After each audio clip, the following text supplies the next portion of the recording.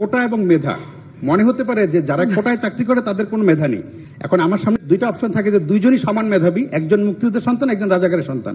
আমিও মুক্তিযুদ্ধের সন্তানকে চাকরি অবশ্যই জি, সেটা একটা। ফলে মেধা এবং কোটা খুব সহজে বিভ্রান্ত করা যাচ্ছে যে সব মেধাবীরা চাকরি না নিয়ে কোটার চাকরি। তার মানে কি মুক্তিযোদ্ধার সন্তান নাতিপুতিরা কেউ মেধাবী না, যত রাজাকারের বাচ্চারা নাতিপুতি হলো মেধাবী। তাদের হাতে কিন্তু ওরা পরাজিত।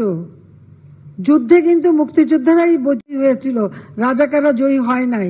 যারা কোটা বিরোধী আন্দোলন করছেন তারা সব সমাধান আপনার কাছে চান, তারা আদালতের পথে যেতে চান না।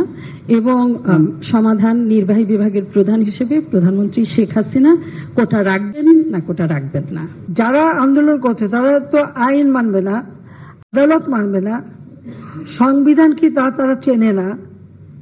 বা একটা কার্যনির্বাহী অর্থাৎ একটা কাজ করতে গেলে তার যে নীতিমালা বিধিমালা এদের নাই, কোনো জ্ঞানই নাই।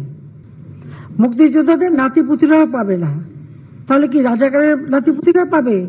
সেটা আমার দেশের কাছে প্রশ্ন, যে রাজাকারের নাতিপুতিরা সবকিছু পাবে। মুক্তিযোদ্ধার সন্তান নাতিপুতিরা কেউ মেধাবী না, যত রাজাকারের বাচ্চারা নাতিপুতি হলো মেধাবী।